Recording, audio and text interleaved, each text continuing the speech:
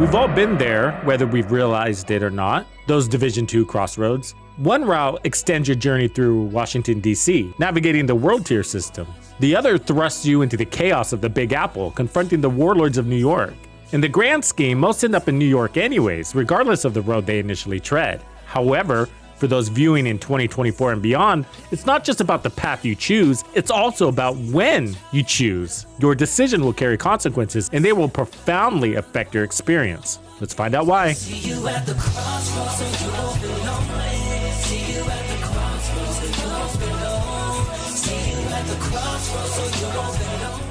In March of 2020, the launch of the Warlords of New York expansion marked a pivotal moment in the Division 2's journey, injecting a burst of excitement and evolution into the gameplay experience.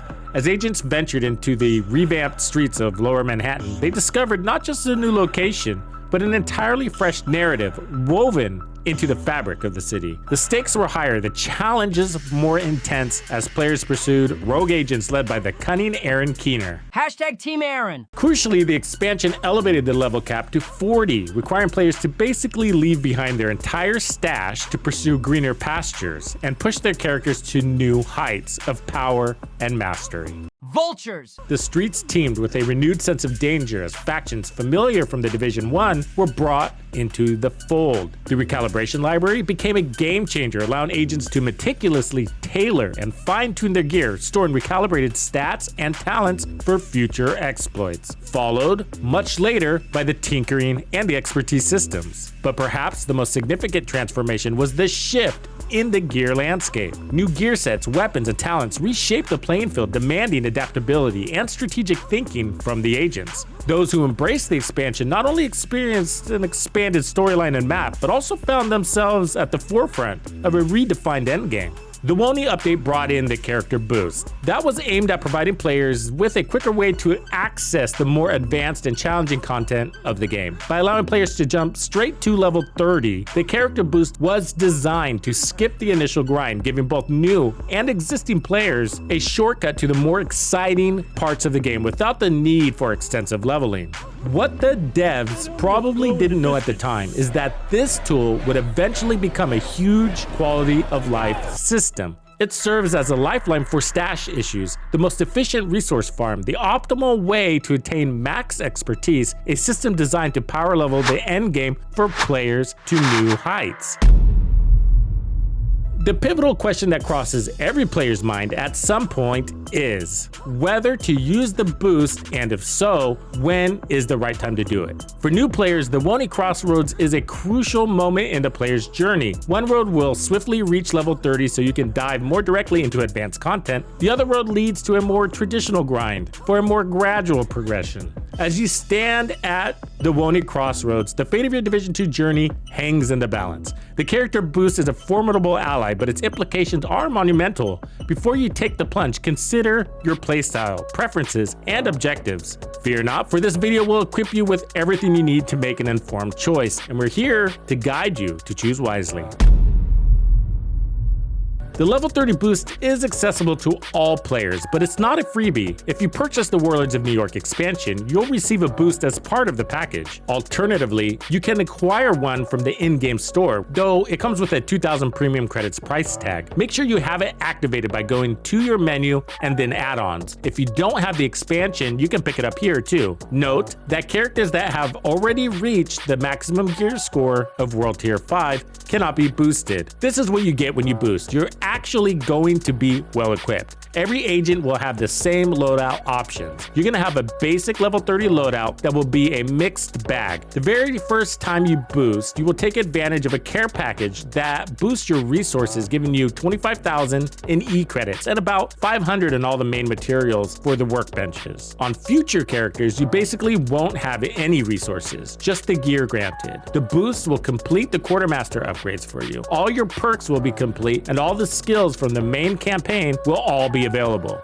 The 3 initial specializations will be unlocked and provided with all the points you need to fill out the skill tree. You will have the 3 new specializations that come with Woni, but they will need to be unlocked by doing the research projects or by purchasing the Year 1 pass. The crafting bench, tinkering, and the expertise bench will be unlocked, although if this is your first time through, your library will be empty. The crafting bench will have a bunch of mods for you to craft. This is where most of those resources will go straight away because of the mods. And the question, should you boost? And if so, when? Let's walk you through your options.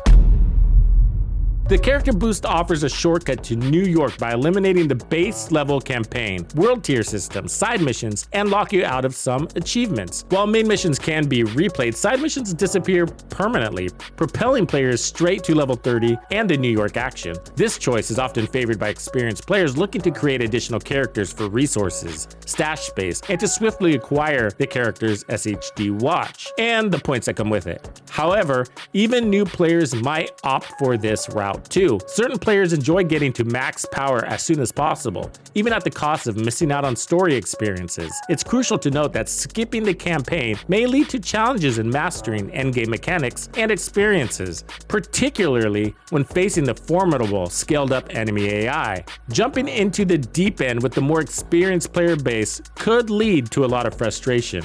And a feeling of inadequacy. Just saying. If you feel pressured to fast track due to the game being in its 5th year, don't be. Because the game is dead? No, actually the opposite. There's a significant influx of new and returning players thanks to the re-energized efforts from the devs to refocus the game. And because of such a dedicated fan base, there are tons of players at the same place you are, standing at the Woni crossroads, staring into the abyss, dumbfounded by how you got here and questioning every life decision that led to this moment. wondering if and when they should use their boost. In fact, there's so many of you, it's led me to creating a whole new 2024 guide series for new and returning players. I have links to these videos and an entire playlist on YouTube dedicated to beginners. There's always a downside. For those who haven't delved into the Division 2 and are not opting for the expansion, using the boost is not a move you really want to take. It'll jump you directly to World Tier 5 and Gear Score 500, eliminating the entire campaign, endgame campaign, side missions, and lock you out of some achievements. It essentially fast forwards you through everything. Ouch! While main missions can be replayed, side missions vanish permanently. So if you're sticking to the base game only, you probably don't want to start with the boost route. Why would anyone not want to play the expansion? They got something against New York? That's basically the same as hating America. And if they don't like it, they should probably just move someplace else. Really? You went there? Yeah, I escalate quickly. You don't say. America! Woo! It's probably not because they hate America. The choice to bypass the DLC in New York likely stems from a desire to savor the game's initial design and storyline without the alterations introduced by the Warlords of New York expansion. And to be fair, it's not unusual for some players to want to test the waters with the base game before committing to the expansion. Scaredy cats. However, an interesting twist lies in the fact that they may not be aware that opting for the expansion bundle is often a cheaper route than just buying the Division 2 without the expansion. And that's what you get for being a cheapskate. Karma's a Don't you say it. bitch. Opting for the traditional route in the Division 2 offers a myriad of benefits. As you organically complete the main campaign and further progress through the world tiers, you experience a rich narrative, immersive world building, and gradually unlock the city's secrets. This is the part that sucks most players into the franchise. Taking on the main campaign in the Division 2 as a new player is a rewarding experience that spans levels 0 through 30. This journey not only introduces you to the captivating storyline of a virus-ridden Washington, D.C., but it also serves as a comprehensive tutorial, guiding you through the game's mechanics and systems. Starting from level 0, you gradually unlock new skills, abilities, and perks that allow you to tailor your playstyle. Missions and side activities help you accumulate experience points, aiding your progression toward the level cap of 30. Along the way, you encounter diverse enemy factions, each with its own tactics and challenges. I gotta say, providing valuable combat experience. Completing the main campaign ensures that you're well versed in the fundamental mechanics of the game, such as cover-based shooting, skill deployment, and a light introduction into gear gear management. You also uncover the mysteries behind the outbreak and the factions vying for control, immersing yourself in the lore of The Division 2. As you progress through the levels, you acquire increasingly powerful gear, preparing you for the endgame content that follows. World tiers are a crucial aspect of the endgame progression. They were a crucial aspect to the endgame progression. I'm getting to that. But yeah, they were a crucial aspect to the endgame progression. There are a total of 5 world tiers, each representing a different difficulty level and offering increasingly better loot. As you progress through these tiers, the enemy factions become more formidable. Each world tier raises the gear score cap, allowing you to acquire and equip more powerful gear. Tell them about the new enemy. Right. Without spoiling the fun, you encounter an elite enemy force for the first time, and how they tie into the game is experienced in the action here. I love those guys. The biggest and maybe only advantage of progressing through the world tiers organically is that you get to enjoy a cohesive story and also build a stronger foundation of game mechanics and tactical knowledge before going to New York and face the challenges that lie ahead. If you skip the world tiers, you don't lose out on the story or the endgame missions. You just break the story apart and a little out of order. You would go to New York to fight the warlords, then experience the prequel to that saga when you return to DC. Yeah, but the prequel is stuck on repeat. It's friggin' Groundhog Day every day in DC. Doing the story out of order is a minor detail and doesn't bother most, but there is a way around that to maintain the immersive experience if you prefer, and I'll explain that in a moment. The world tier system in The Division 2 was initially introduced as a way to provide a structured endgame progression before the release of Warlords of the New York expansion. However, with the subsequent introduction of the gear score and seasonal progression systems, the world tiers became somewhat outdated. Completely outdated. Perhaps. Wow.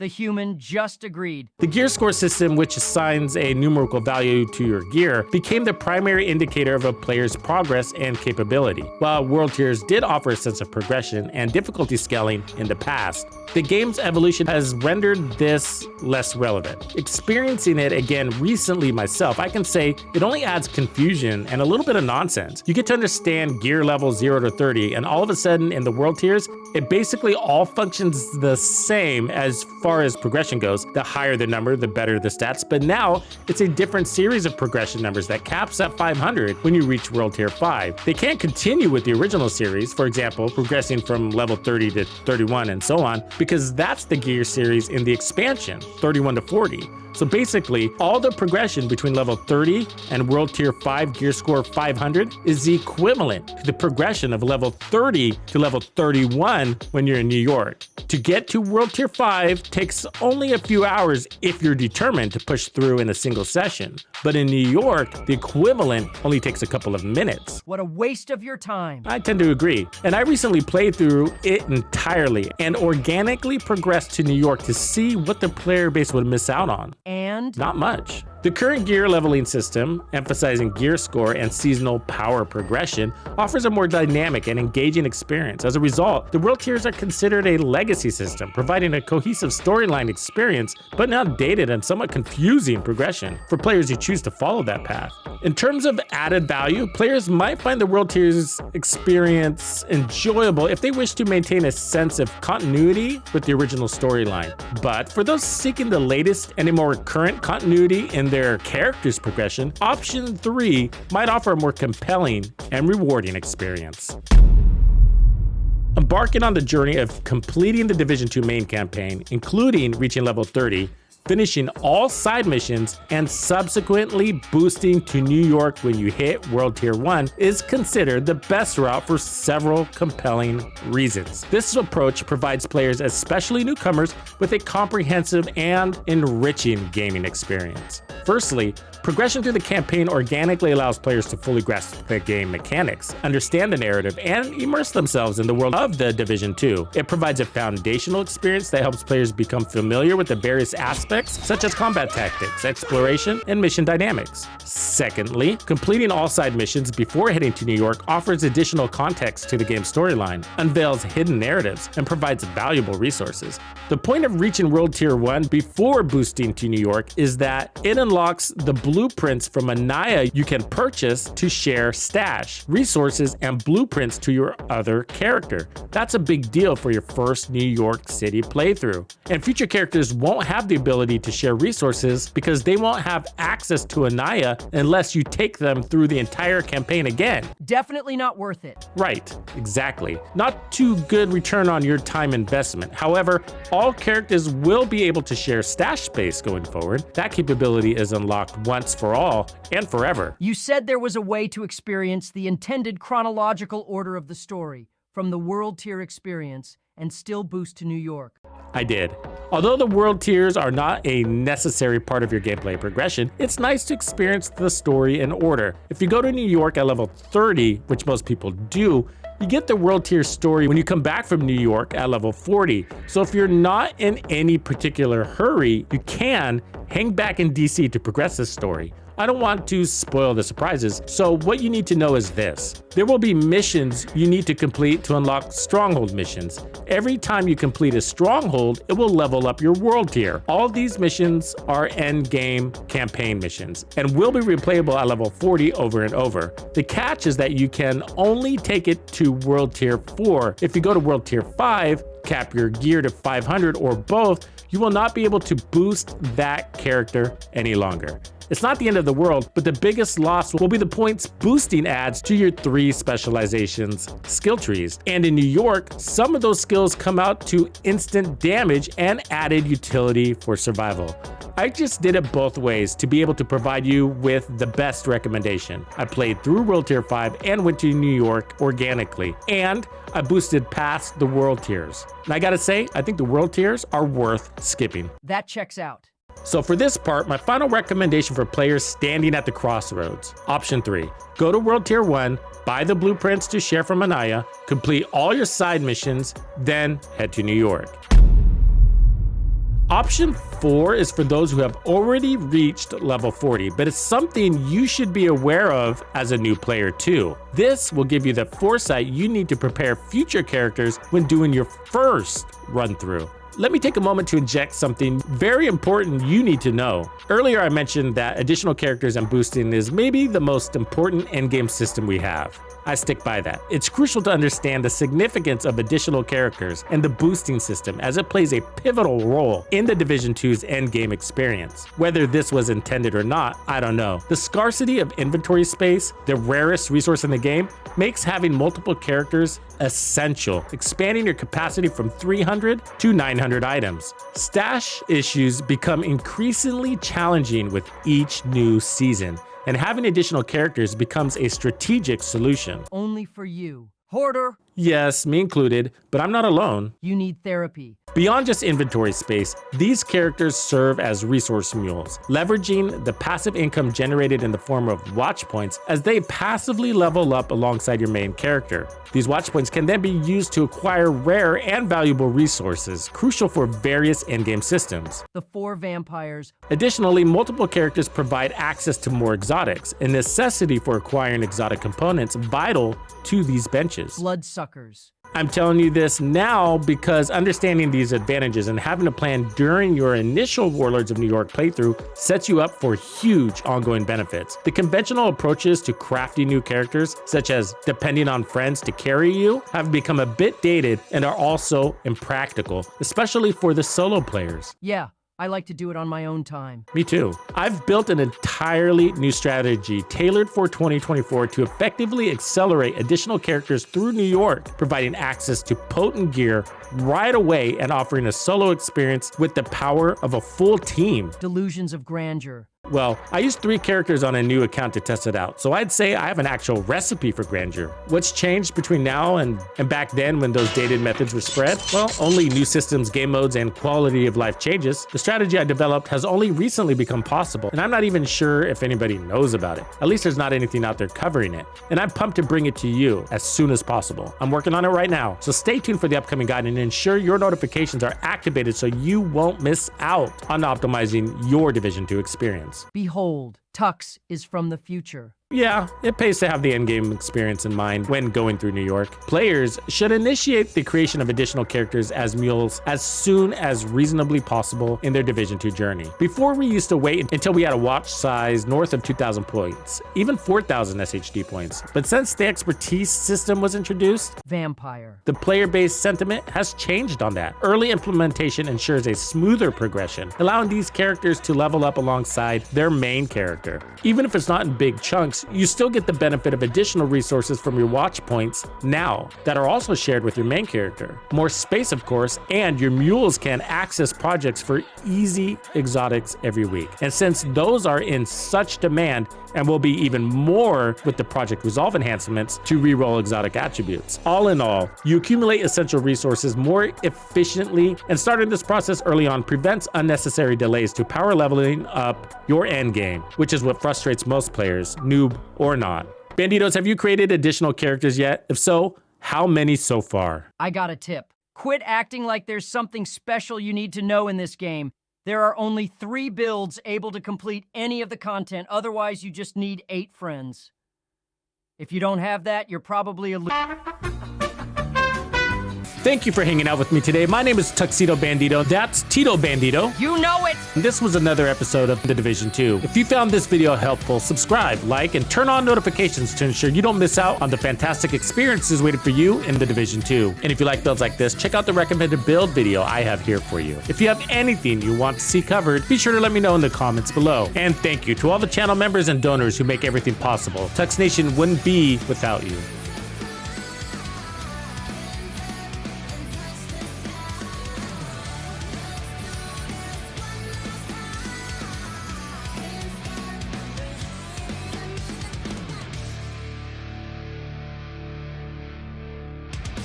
Follow me. I get it.